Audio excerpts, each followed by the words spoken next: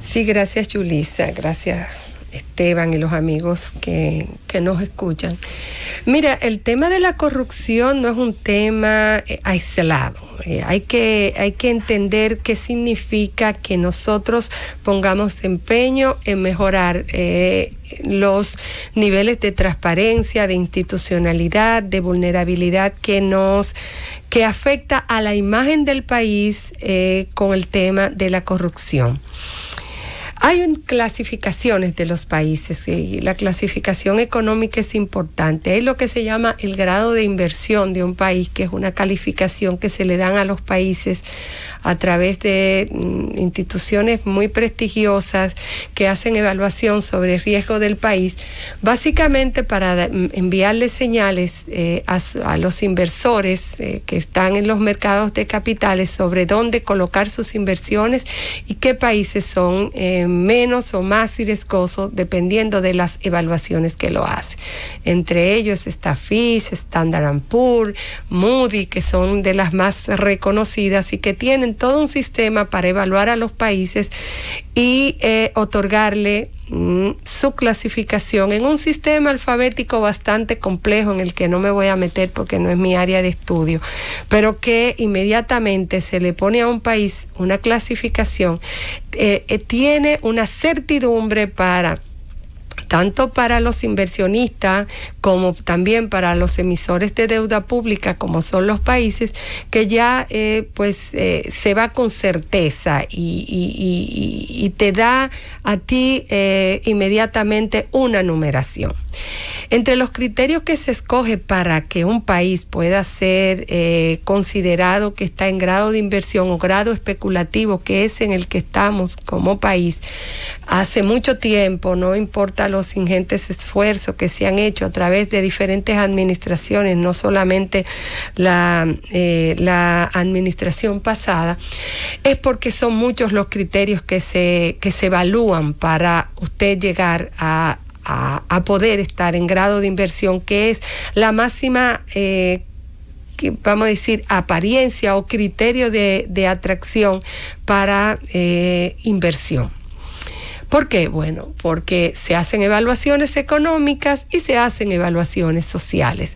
Es cierto que la evaluación económica es más consistente, es más importante y, ¿por qué no?, recoge también las situaciones que se pueden reflejar en lo social. No basta el crecimiento sostenido que nosotros hemos tenido, tampoco el criterio del déficit fiscal, ni la consistencia de las políticas macroeconómicas. También hay otros intangibles, como ya ustedes escucharon. Nosotros hemos pasado a un estadio nuevo del nivel de deuda que también nos afecta en la parte económica, pero hay unas partes sociales que se evalúan ahí, y entre ellos está la fortaleza institucional, entre ellas está la seguridad jurídica que se tengan en los países, la certeza normativa y, claro, el riesgo de la corrupción administrativa o de la corrupción gubernamental o vamos a decir, cuál es la posición del Estado, la posición del país frente a prácticas corruptas. Porque las prácticas corruptas, señores, son uno de los riesgos más grandes para los inversionistas privados. ¿Por qué? Porque precisamente son empresas extranjeras que llegan a un país donde no pueden tener certeza de cómo van a gestionar sus capitales si hay prácticas corruptas que encarecen y dificultan, y a veces son sobre todo barrera de entrada para el desarrollo de sus actividades empresariales.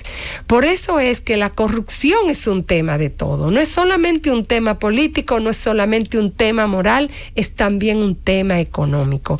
Es un tema económico también para los empresarios domésticos del país, porque también las prácticas corruptas hacen que no haya una libre competencia y que también puedan venir inversores de afuera que, aprovechándose de las debilidades institucionales, le hagan una competencia desleal.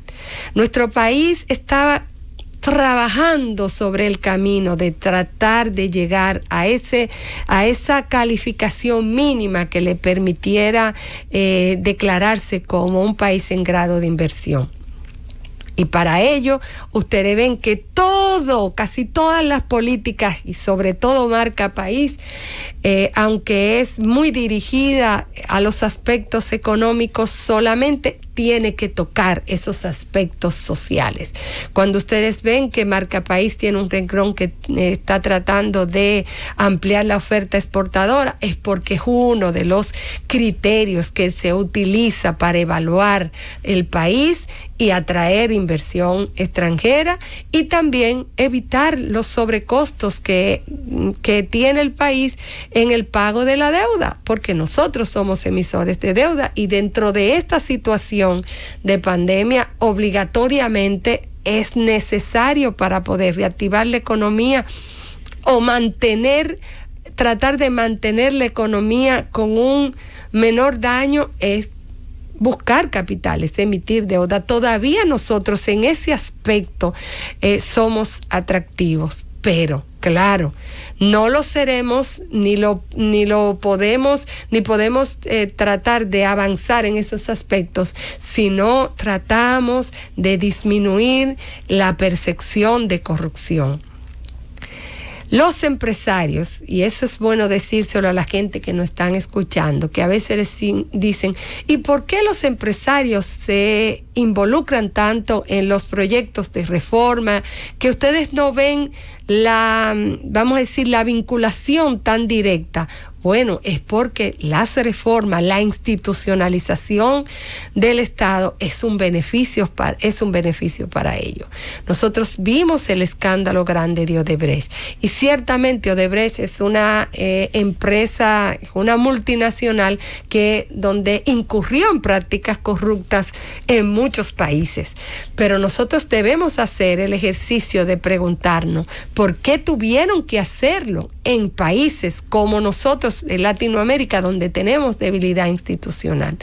No es necesario para una empresa competitiva entrar en actividades corruptas, ni dar coima, ni tener que vulnerar el proceso para, tratar de entrar a las compras gubernamentales. Es la debilidad del sistema la que de alguna u otra manera obliga a las empresas a entrar en ello o hace que las empresas comprendan o entiendan que solamente entrando en esas prácticas van a poder acceder a una parte del pastel. Para eso hay que tener instituciones fuertes. Las instituciones fuertes implican que tienen que haber sanciones cuando se vulneran esas reglas del juego. Por eso la corrupción, señores, es un tema de todos, desde el ciudadano más pequeño hasta el primer ciudadano de la nación, porque nos hace más pobres, nos evita que nosotros podamos acceder a mecanismos de desarrollo, nos aleja las inversiones, nos vulnera los sectores productivos, nos daña la imagen del país. ¿Por qué? Porque cuando nos evalúan, nosotros somos un país de riesgo, no solamente por la capacidad que podamos o que tengamos como país para absorber choque externo como este. Ahora mismo tenemos situaciones externas que nos afectan. El turismo está afectado por un asunto externo, mundial, pero es externo. ¿Por qué? Porque aún nosotros superemos la pandemia, si los países de donde nosotros somos receptores de turistas no tienen la misma situación, no va a fluir el turismo. El turismo es un sector muy vulnerable a situaciones externas, pero nosotros tenemos situaciones internas también. Y cuando una de esas empresas calificadoras de riesgo le dice, no, bueno, ahí hay turbulencias sociales, porque la corrupción trae turbulencias sociales. El asunto que nosotros tuvimos con la suspensión de las elecciones, no por la suspensión, sino por cómo la gente procesó la suspensión de las elecciones, nos puso en la mira de las calificaciones, de las calificadoras de riesgo, porque aquí había un ambiente tenso. Entonces, todas esas situaciones que nosotros tenemos domésticas aquí y que a veces creemos que solamente tienen que ver con aspectos morales, que deben de tener repercusiones y deben tener motivaciones éticas y morales. No quiero decir que no la tengan, pero hay que ver que también tienen grandes repercusiones económicas. Lo que el Estado tiene que dedicar también para perseguir la corrupción, porque es fácilmente comisionable, o sea, se pueden cometer por las debilidades institucionales, también es un sobregasto. El hecho de los controles que hay que poner también es un sobregasto. El hecho de vamos a decir, de la rotación burocrática que se hace cada vez que se expulsa de una forma totalmente conflictiva entre un gobierno y otro, también afecta económicamente.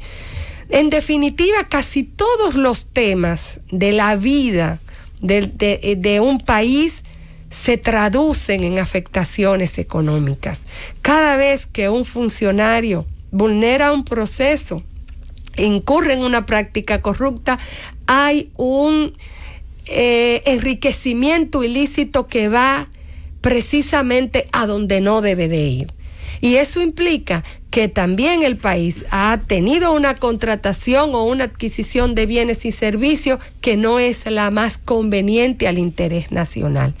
El asunto de la corrupción es un asunto complejo, que tenemos que intronizarlo muy bien nosotros, los ciudadanos, conforme a los niveles de comprensión que tengamos, pero teniendo en cuenta que siempre se va a traducir en un asunto económico, o a la corta o a la larga, o internamente creando convulsiones y tensiones, o hacia afuera como nos ven en la imagen país y los que nos califican a nosotros en nuestro nivel de riesgo.